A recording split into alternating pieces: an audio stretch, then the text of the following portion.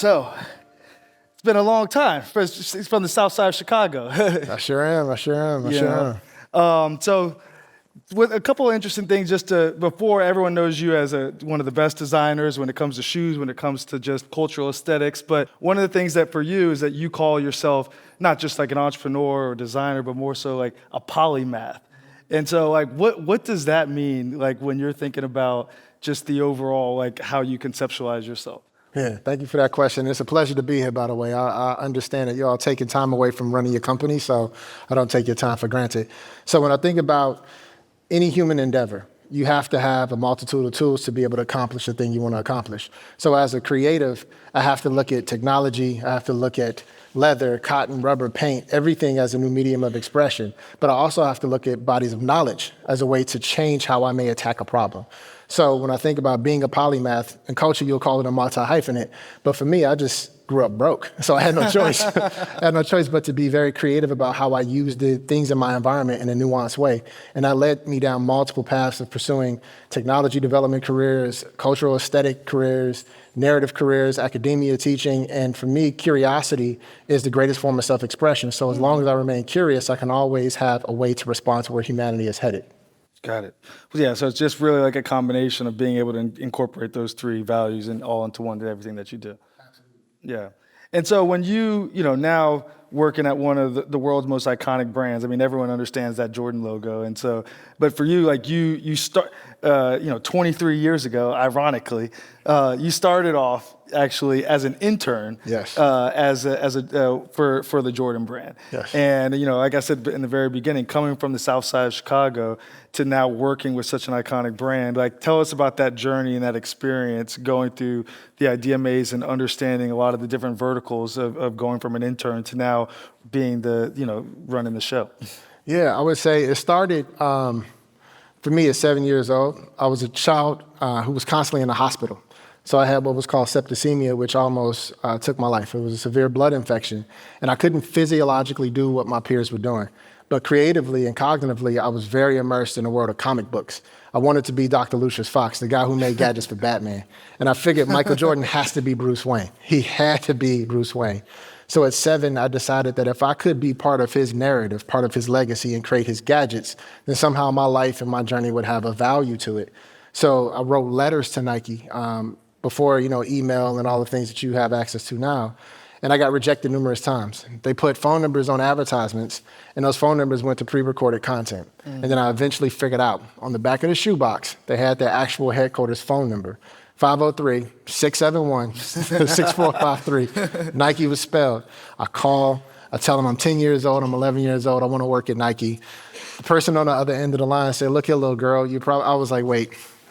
Like, come on, fam, like broke my heart. But I told him, like, listen, I really want to work here. And it was the first time I had heard the word internship.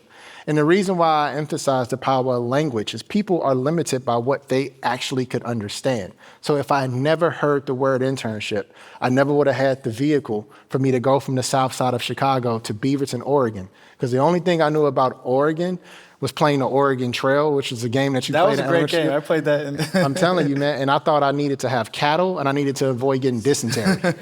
That's all I knew about Oregon. So becoming the first intern in Jordan Brand at the age of 19, meeting Michael within the first 24 hours of getting there, and having him ask me, my journey and my story, it changed the perception of what was possible for me. Because it's only crazy until you do it. And I was a kid who would be made fun of for my crazy ideas, and now I'm a person who gets paid to remain crazy. So it's a pretty cool balance and juxtaposition from where I started. Yeah. And then I think that just, being able to see it in real life and not necessarily you went to school for engineering, but then kind of, really took a little bit of, I would say a culmination of multiple different degrees. In fact, you actually created your own degree, right? I did. Like, I don't even know how you do that. I realized that college is a for-profit business and I was paying for a service. The service was not providing me value according to my definition. So I pulled together biomechanics, psychology, industrial design, graphic design, mechanical, electrical engineering. And I've created this world of my own, understanding of how to build for athletes or build for superheroes. Now that will be called mechatronics. But at that time in 1998, it was just me and a bunch of interests sneaking into other universities and taking classes. That was the fun part. Like I would go across the street to Wayne State. I was at CCS in Detroit, and I would audit courses, and I wasn't even a student. I figured if as long as I look like I'm supposed to be here, and you got your bag and notepad, no one kicked me out. And it was a blessing because I hybridized all these disciplines, and now it's a full career path for a lot of kids like me. Yeah. Well, I think now, I mean, one of the things that you could probably bring from all of those, those learnings and kind of bringing all the teachings together is kind of what we're talking about with this new industrial design. And so, like, first of all, like, what does that mean to you? Yeah. Especially when you're thinking about design. I mean, we have a lot of the world's best founders and engineers, and when they think about design, oftentimes it's looking at a screen, right, or a product. But like for you, it's actual physical product. But then there's this bridge between having the empathy and being able to have people kind of touch and feel and have an emotion to it. And, that happens with shoes, that happens with products. So how do you think about just in overall side, industrial design, and what does that mean? It's a very profound question because industrial design was born out of the Industrial Revolution, so mass production. Mm-hmm. We're now living at the age of mass consumption. And so when you think about creation ethos and principles, you have to look at the concept of intersectionality. So it's no longer industrial design, it's intersectional design. No one is monolithic. You can't assume someone likes certain things based on how they dress, where they're from, their skin color, their ethnicity. You have to take into account that they may be intersectional. I may be a person who only listens to classical music, but I love watching the New York Knicks, or I love this thing. Mm-hmm. And so when you look at how do you build capacity for scale, you have to ask yourself, what does scale mean to the nuanced community that I'm serving? Scale could be 1 billion people, or scale can be super serving 1 million people with 10 things, right? And really going deep and consistently giving them, these experiences, these touch points, this relationship with your company or your brand. Because the reality of the moment is you have to have an offensive strategy and a defensive strategy. Offense is emotional connectivity and narrative. Defense is product quality and craft. When you build those consistently in a cohesive way, you have the new operating model for where design and creativity is headed. Because for the first time in humanity, you don't have to worry about taking your drawing off the refrigerator if you feel like you're not creative. Because that's what a lot of us tell ourselves. Oh, I'm not creative. I'm just this. At one point, we all put our drawings up on a wall. Yep. And we were told that we could express ourselves through coloring books and make-believe. And then it just became about, no, only certain people can do that. Technology has flattened the curve of what people could do to express themselves, and it's our job to encourage that. So I look at it as post-industrial design, and it's more about intersectional design and community and relationship. Mm-hmm. Well, how do you think about that when it actually comes to developing the shoe? Yeah. Is it the aesthetic of the shoe? Is it the silhouette? Do you think about the actual customer who's going to be rocking the shoe? Or is it, okay, we need to optimize for the sales and what the current trend is? No, I optimize for the memory I want to create. Mm-hmm. I'm in the business of creating people's favorite memories. Mm-hmm. When you get that shoe and you see any kid who ever had wanted to be liked or be accepted, you get that thing. The night before you go to school, at least I did, I laid my outfit out. I would lay in bed and I would stare at the shoe and I would turn it and rotate it, telling myself that tomorrow's the day I'm not going to be made fun of for being a nerd. Tomorrow's the day that I could feel like I'm part of something bigger than me. So when we think about how do we improve quality of product, yes, it could be about innovation, material science, manufacturing processes, but really it's about relationship.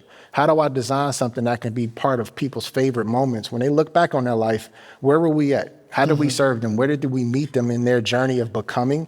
And that's the beauty of the world that I get to live in, is I get to see people put on our product and feel completely better. There's a transformation, and I don't take that for granted. It's a huge blessing and it's a huge responsibility. I mean, look, I played ball in high school and college, and I don't know about y'all, but I definitely thought I could dunk with the Jordans. Yeah. Still think I can. There's science behind that too. Yeah.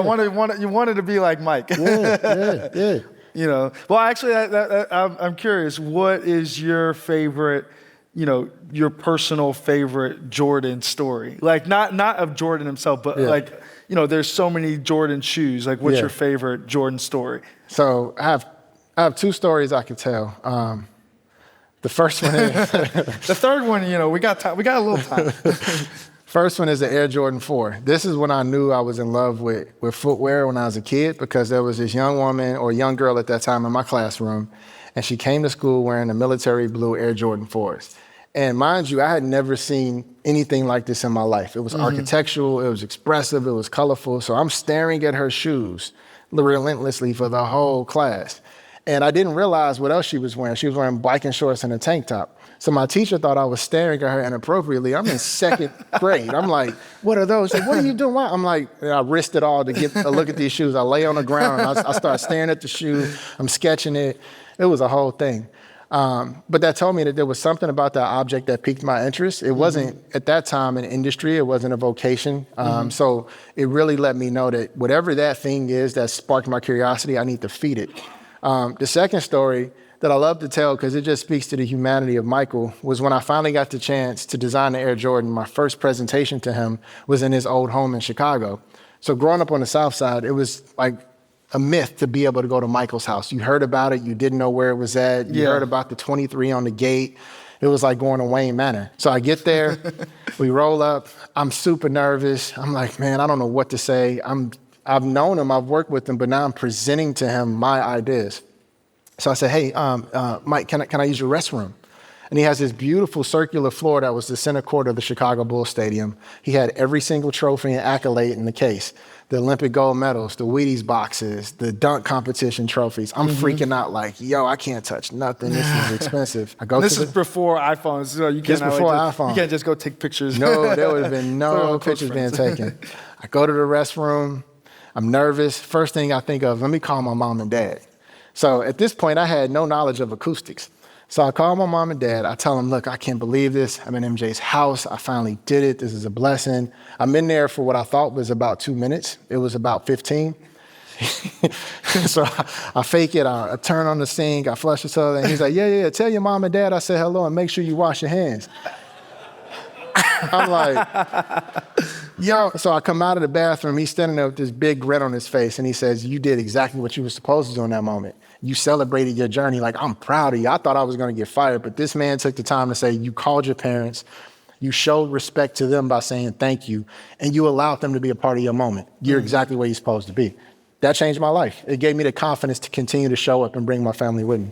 Yeah, and I think another thing that it allowed you to do was to remember that you could be your authentic self. 100%. And then come to work exactly who you are, and that you can actually be rewarded for, when you think, which way do I go? I'm going to go trust my gut and do what feels right for me. 100%. Yeah. Well, I think Jordan is obviously a name that he doesn't even need his first name, right? Yeah. You already know. And he's created such a brand. And I think that even with our industry within the crypto side, Darren just gave a report called On the State of Crypto, and the goal is to get to 1 billion users, right? And so I think that 1 billion people know who Michael Jordan is, right? What are some of the requirements, or what do you think?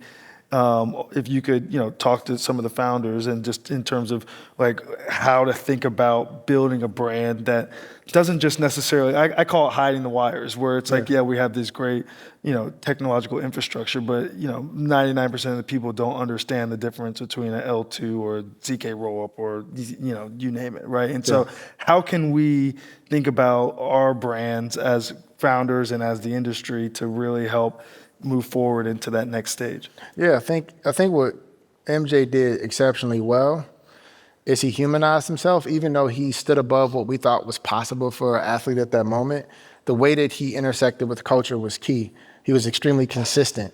And I think consistency builds relationship. In a world where everything's changing, it takes time for people to trust. Mm-hmm. And so MJ allowed us to trust him because we consistently saw him in the same way, in the same rooms, doing the same thing. So I think that was the first piece. As founders, a lot of times you hear what other people are doing. You're trying to figure out, do you have to respond to that? Do you have to play their game?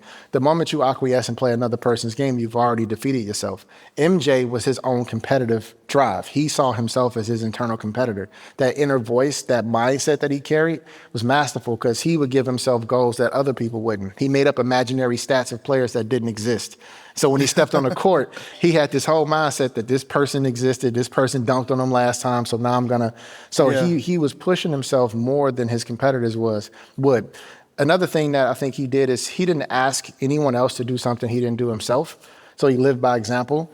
when we're talking about the democratization of this technology, we get it in these rooms. We share this language. We understand the potential and the power. But for the average person, they don't see themselves in that conversation.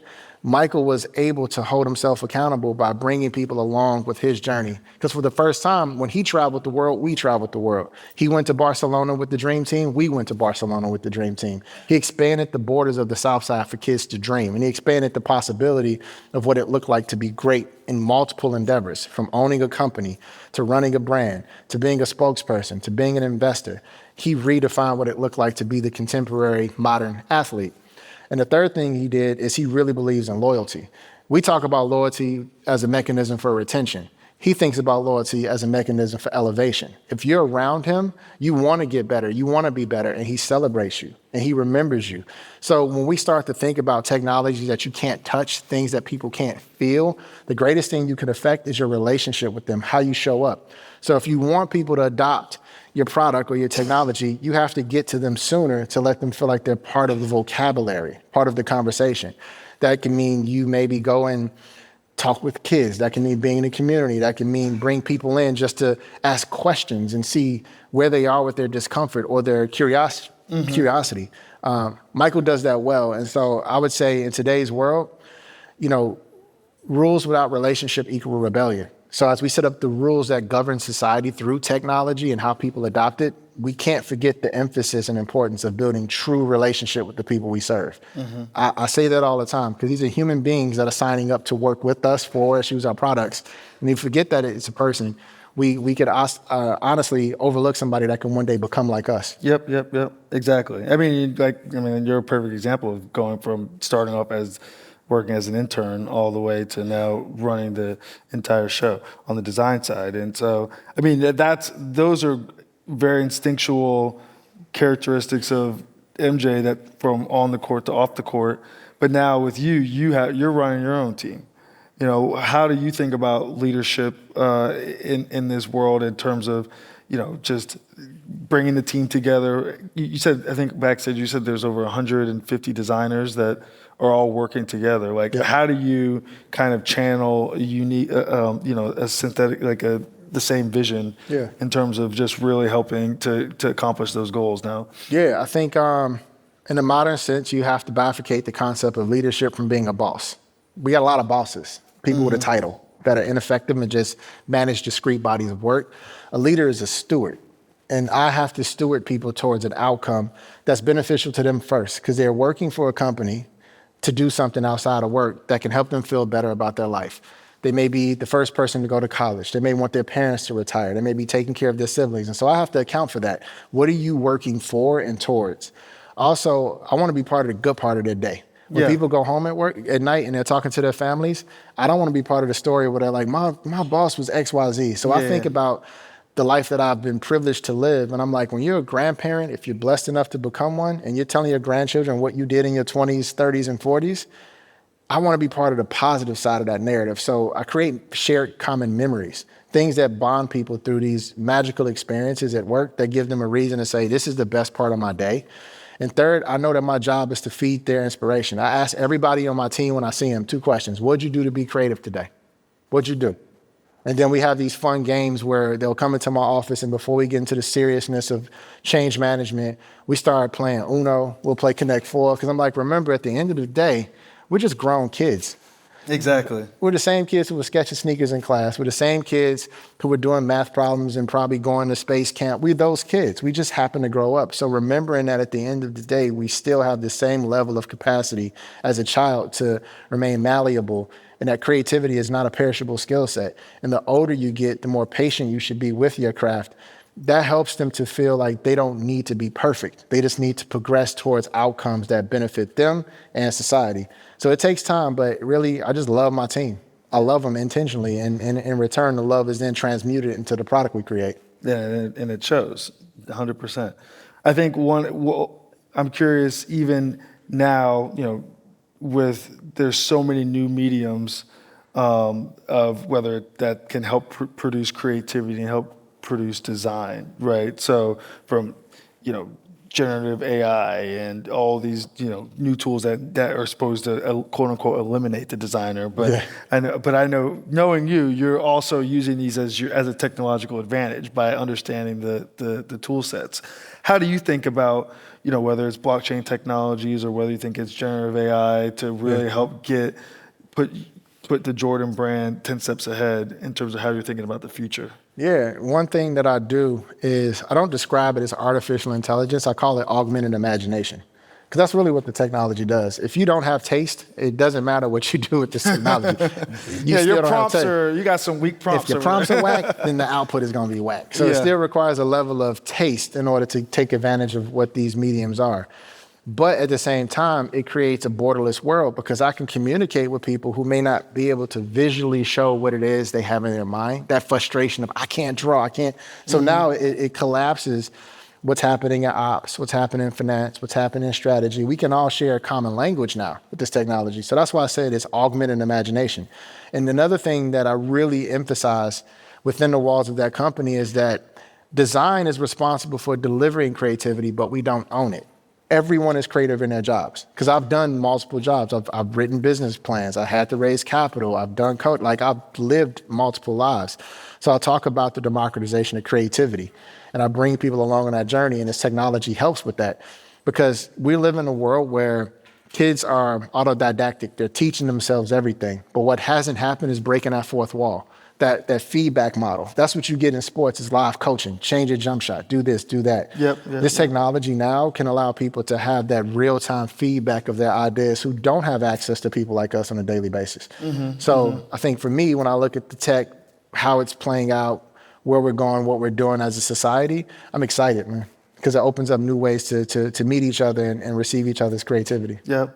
And then how do you think about even on the flip side for new companies, that are interested in partnering with Jordan Brand or, whether it's AI companies, blockchain companies, that are presenting things that haven't been done before. Like what are the things that you're looking for in those conversations or in those pitch decks or in those intros that make you say, okay, like we should actually figure out a way to work together? I look at the person. I mean, the business model and the product changes as you learn new things, but I look at the self-belief in the person. That's more impressive to me than the object. Because there's a lot of impressive products, but then people kind of haphazardly sell it. They don't believe in it. So why should I believe in it if you don't believe in it? That always impresses me when I see a founder or anyone pitching to us who's like not fake excited with their sales pitch they practiced 25 times, but like, no, I'm convicted by this thing. Because that conviction means that we can figure something out. When it gets difficult, you're not going to quit. That matters a lot for Jordan Brand because that's Michael's mentality. And that's how I grew up in that. I have a dog in me. That's what we say in sports. You got that dog in you, like this person's going to fight for what they believe in when they feel supported. So that's the first filter. Second filter is, does it allow us to communicate and build relationship with the kid?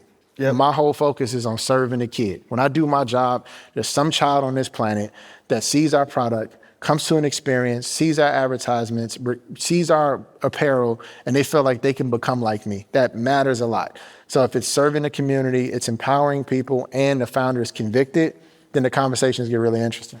Yeah, because I mean, that's a multiplier. It's bigger than itself. And I think that's what the brand stands for. And even when you think about the empathy level of people having to wait outside for hours for a pair of shoes or, that one moment where they've saved up, this much worth of allowance or, salary in order to actually get that shoe. It's a lot more behind the scenes than what you think of. Oh yeah, you got to respect the people that decide or choose to spend their money with you. You have to respect them. Yep. Well, I got one more question, and then we can open it up to the audience for a few questions as well too. But we even within A16Z Crypto, we have a ton of portfolio companies. With you guys, you have a ton of shoes, right? You have so many, the classics all the way to, the collabs, the Nina Chanel collabs to the Travis Scott collabs. Like personally, what's your favorite? If you had to pick one shoe, or if someone's trying to get their first Jordan shoe, that when someone walks around and they go into the office and they say, "Oh, who you been hanging with?" Yeah. All right, I would say pro tip: dress for how you want to feel, because you can wear any product, you can spend any amount of money, but if you don't feel like it's your authentic self, it's just going to look forced. But I would say if you want a good intro into the brand, you can start with the big six, the Air Jordan 1, the 3, the 4, the 5, the 6. You know, these shoes that he won a lot of his championships in are the ones that have the most emotional connectivity and social clout. So when people see you, they're like, oh, I know what you're about. But honestly, man, it's kind of like food culture. I can't tell people what they might be interested in eating. So it really comes down to your personal taste and personal preference and how you decide to show up with the energy that you carry. Because that's the best outfit that you wear is your energy. If that's off, no matter what you put on, you don't fit into the culture. 100%. I love that. Well, look, I'd love to open it up for anybody to have any questions for Jason. Ethan from CN Infra. A question for you is like, you've talked about the culture and Jordan Brand being synonymous with people all over the world. Like, as you've expanded to other markets, like I think about PSG and how, you know, Jordan's expanded into markets that aren't basketball and aren't the culture of like America. How do you think about that vision of design and like continuing it throughout the organization if it's like a market that they don't necessarily like belong to? Yeah, and that's a great question. So what he's speaking to is the expansion of a 40-year-old brand in new markets. That's essentially the basis of the question. It starts by understanding people's relationship with aspiration, because this is an aspirational brand. And if someone's in pursuit of something that they care for, we figure out, okay, you want this thing, you want to climb this mountain, you have this lofty goal. What part of MJ's persona, what part of this brand's remit is there to serve you on your journey? So whether it's the PSG moment, whether it's going to Beijing, whether it's going to Brazil, whether it's going to Canada, we're looking for the nuanced ways that people are pursuing greatness. And can we be a part of that? Because that's what Michael has embodied. He's now an adjective and a noun and a verb. You know, people talk about him as this ethereal category of excellence in any market. The Michael Jordan of tennis, the Michael Jordan of blockchain. He's now a destination. Our job is to figure out, how do we expand greatness? How do we expand capacity for human potential, regardless of market, regardless of gender, regardless of socioeconomics? So that's an evergreen, eternal principle, supporting people who dare to dream beyond the confines of their community. Now, sometimes it's through experience. Sometimes it's through access. Sometimes it's through co-creation. Sometimes it's just through being present. Because when I go into communities and I sit with people who are like, wait, you're the chief design officer and you're coming to talk to me in Mumbai? Why? This is crazy. And I'm like, because I care. I want to see what you're working on. I want to see how I could be part of your story. That's the relationship I'm talking about. That matters more, because when that person gets to their destination, 10, 15, 20 years, they're going to tell the moment that someone believed in them, and it's going to relate back to our brand, and that keeps our brand alive. Because Michael, the whole goal for me is to think in centuries, not seasons. We're living in a very weird time in humanity, which means it's going to be studied. So 200 years from now, I have this great privilege of protecting a man's legacy who will be in the same conversation as mythological heroes, Achilles, Hercules, Michael Jordan. He'll be talked about because of his feats and what he did and what he stood for. My job is to think proactively centuries ahead of what do we do to preserve this magical experience of pushing beyond potential that you were placed on yourself or others placed on you. That's the beauty of human pursuit, self-preservation.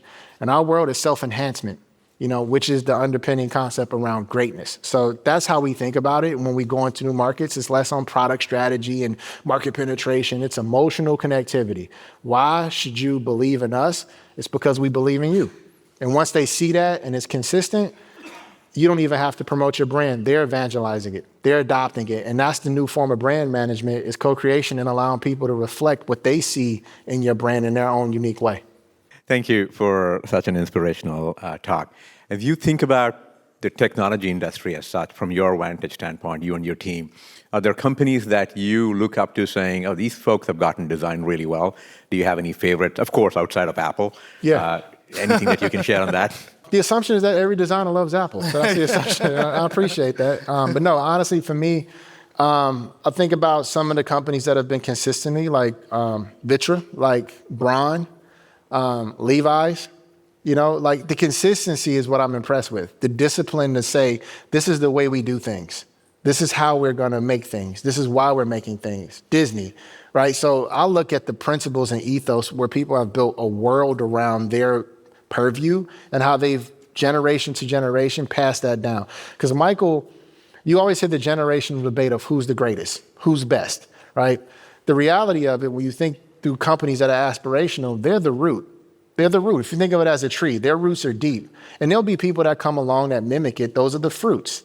right? Like Michael's the root. He started a new way of playing basketball and showing up. And the fruits of that tree are the other athletes that people say are like him. And it's the same thing with these great companies. For every Apple, there's a company that borrows from their aesthetic and makes something clean and simple and minimal. That started with Dieter Rams and Brian. So Dieter Rams and Brian, they're the root. Apple, coincidentally, happens to be the fruit of Dieter Brian's efforts to bring about simplicity and elegance. So that's what I look at as consistency. Anybody can do one thing well once, but can you do the small things well consistently over time? That's what's impressive to creatives, because I can look at a body of work and see a red thread, and that's discernment. That's strategic filters. That's learning how and when to say no. But that's also building capacity for people's favorite memories so that they pass that on to their loved ones. So you become an heirloom brand. So those are the companies that we look at, that we aspire to be like, because Michael is that type of a person where he'll have impact across history, for a very, very, very long time. Hey, it's Paul Cafaro with A16Z. I'm curious how distribution affects your process. Back in the day it was Foot Locker, now the rise of Drops and StockX and all of that, and if that plays any kind of role in how you think about designing and thinking about the future. Yeah, I would say I look at designing and interactions with customers, channel agnostic, as a conversation. Where's the best place to have this conversation? Sometimes it's in person, sometimes it's online, sometimes it's at an experience or an activation we do. So I think we're kind of in a season in the brand's development and the industry's development where it really is about relationship and conversation, and that can happen anywhere. So the upside to this is it's an exciting time to meet the kid where they're at, right in their own community in an unexpected way. So it's always a consideration because you want people to interact with your brand authentically. You don't want to dilute it. You don't want to put it in places where it doesn't feel right. That requires that discipline and restraint that I was speaking to. But you also have to be willing to start new conversations in a different way. So we hold on to heritage, we hold on to the things that we know work, but we're also willing, like Michael, to push ourselves to develop new muscles, to take on new challenges. So that goes for product development, that goes for channel strategy, that goes for everything we think about. We're constantly asking, is this good enough for the greatest athlete of all time? Is this good enough so that he can feel proud when he looks back on his life and say, everything I touched was at this bar that I set for myself? So that's how we think about every touch point of interacting across the value chain. I'm curious how you define taste. And then the follow-up question is, how do you, as a business leader in the organization, underwrite it as you're thinking about how you spend the energy and investment of the team? Yeah, I would say taste is interest based on your lived experience, and I encourage my team to share who they are, share what they're into, share what's interesting to them in their world, and that allows me to learn. So I start with a very curious mindset with my team, but we live in a world where curiosity is conflated with judgment. You ask a person something at my level, I know my title bears a lot of weight, so they assume, oh, is he looking for fault? No, I'm looking for brilliance. I don't know. You know because you've lived it. Tell me about what you've lived. Tell me about why that's cool. Tell me why you wore that color. So when I take an interest in people and they see it's a genuine interest, they're more willing to proactively come to me and say, man, I have this really cool, obscure punk band from Berlin that, you got to check it out. And I'm like, bet, let's go. And I listen to the music and I'm like, I get why you love this.